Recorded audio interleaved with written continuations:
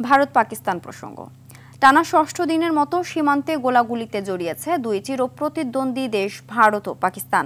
ভারতীয় গণমাধ্যম এনডিটিভির খবরে বলা হয়, যুদ্ধবিরতি লঙ্ঘন করে লাইন অফ কন্ট্রোলে প্রথমে গুলিবর্ষণ করেছে পাকিস্তান, এরপর পাল্টা গুলি চালায় ভারতও। এদিকে আগামী 24 থেকে 36 ঘন্টার মধ্যে পাকিস্তানে ভারত সম্ভাব্য সামরিক হামলা চালাতে পারে বলে সতর্ক করেছে পাকিস্তান।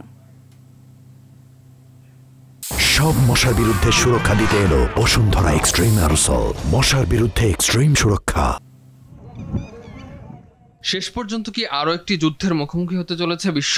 লাইন অফ কন্ট্রোলে টানা ষষ্ঠবারের মতো একে অপরের বিপক্ষে গোলাগুলিতে লিপ্ত হয়েছে দুই পারমাণবিক শক্তিধর দেশ ভারত ও পাকিস্তান। মঙ্গলবার রাতে নিয়ন্ত্রণ রেখার নওশেরা, সুন্দরবানি এবং আখনুর সেক্টরে গোলাগুলির এ ঘটনা ঘটে। ভারতীয় গণমাধ্যম এনডিটিভির খবরে বলা হয়, বিনা উস্কানিতে যুদ্ধবিরতি লঙ্ঘন করে লাইন অফ কন্ট্রোলে প্রথমে গুলিবর্ষণ করে পাকিস্তান, এরপর পাল্টা গুলি চালায় ভারতীয় সেনাবাহিনী।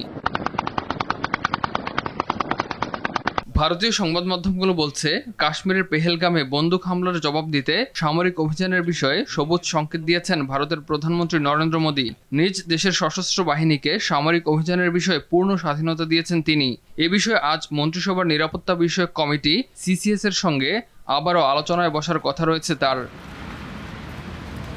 এদিকে আগামী কয়েক ঘন্টার মধ্যে পাকিস্তানে ভারত সম্ভাব্য সামরিক হামলা চালাতে পারে বলে সতর্ক করেছে ইসলামাবাদ। পাকিস্তানের তথ্য ও সম্প্রচার মন্ত্রী আতাউল্লাহ তারার জানান, ইসলামাবাদের কাছে বিশ্বাসযোগ্য গোয়েন্দা তথ্য আছে যে ভারত আগামী 24 থেকে 36 ঘন্টার মধ্যে পাকিস্তানে সামরিক হামলা চালানোর পরিকল্পনা করছে।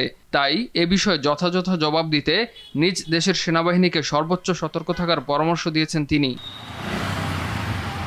ইমতিয়াজ আহমেদ, RTV।